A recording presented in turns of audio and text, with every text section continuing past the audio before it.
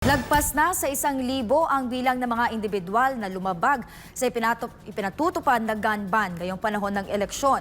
National Capital Region nangunguna pa rin sa mga rehiyon na may pinakamaraming pasaway sa gun ban. Si Paul Montebon magbabalita. Batay sa pinakahuling datos ng National Election Monitoring and Action Center o NEMAC, nasa kabuuang 1,023 na ang naaresto sa paglabag sa ipinatutupad na gun ban, habang 1,019 naman na mga armas ang nakumpiska ng mga otoridad mula sa iba't ibang operasyon ng pulisya at militar, kasama na ang mga checkpoint. Mula sa nasabing datos, nangunguna pa rin sa listahan ng mga pinakamaraming paglabag ang National Capital Region o NCR na may 306 na individual. Karamihan mga sibilyan.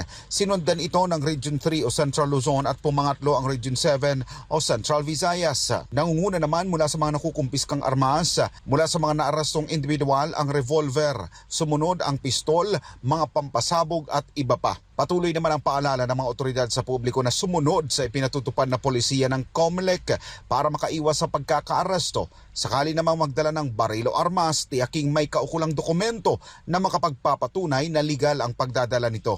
Tatagal ang umiiral na gun ban hanggang Hunyo ang 11, taong 2025. Para sa Diyos at sa Pilipinas, kumahal, nag-uulat Paul Montebon, SMNI News.